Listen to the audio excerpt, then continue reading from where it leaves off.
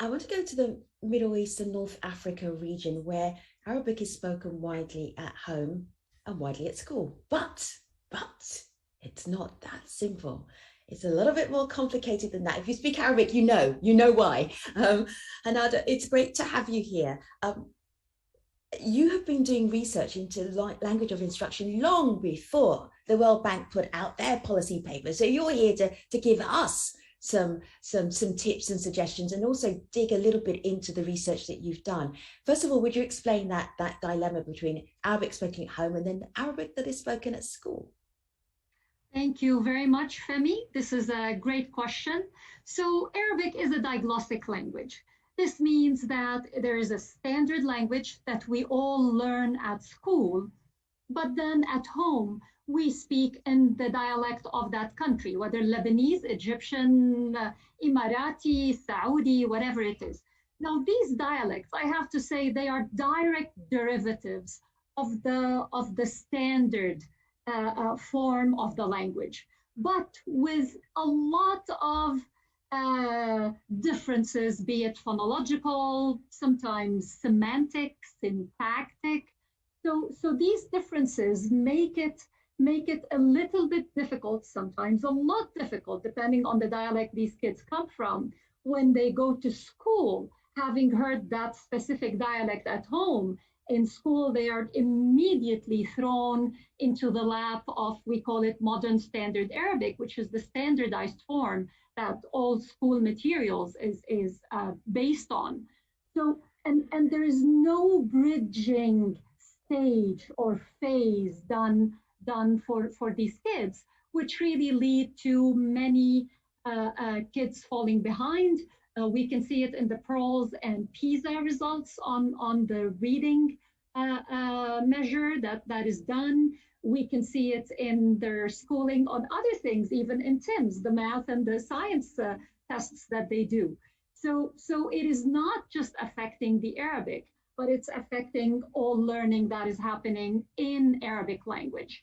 And it's really something that is not spoken about much. It is something that is not discussed and just taken, until recently possibly, taken for a fact that you will have a seamless transition from the home into the school, knowing that at home also what's happening nowadays, there is not that early exposure to modern standard Arabic via, let's say, TV that they watch, cartoons, children's books that the parents read. So all of this stuff, when it's not happening and they are just immersed in a dialect that is quite different from the MSA they are exposed to in school, it is really causing this tension, a lot of tension, educational, and even at times it could be cultural, cognitive. It could lead to a kind of a resistance to learning modern standard Arabic, questioning about the relevance of it all. We have so many questions about this topic. They're all asking the same thing. What do you do about that? Between standard Arabic and spoken dialect, it can be so different from written standard language. So then what do you do? What are you seeing happening in the Middle East and North Africa, dealing with this break between a dialect spoken at home and the Arabic spoken at school? Thank you. Lovely to speak about solutions for a bit.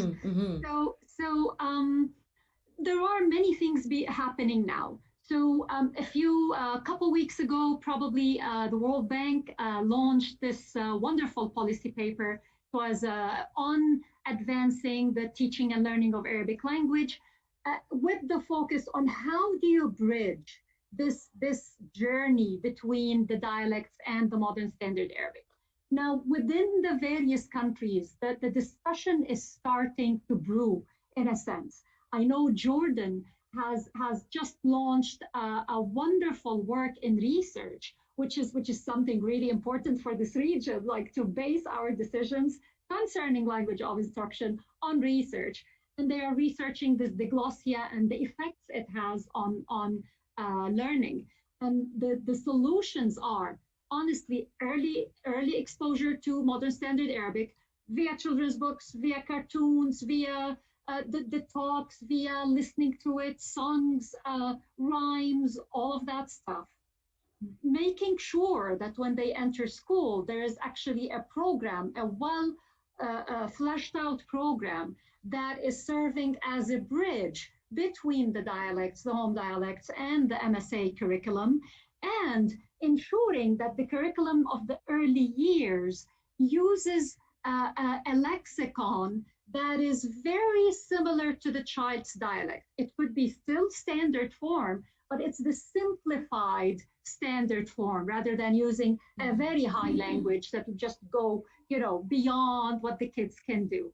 So teacher training is another solution that people are looking into now. Better teacher preparation in colleges and in universities, which has not, until today, it has not addressed this issue. So going into these different paths and steps will be extremely helpful in redeeming this gap between the dialects and the modern standard Arabic. Thank you, Hanada. You've been extremely helpful to help us understand the challenges of language of instruction across the Middle East and North Africa.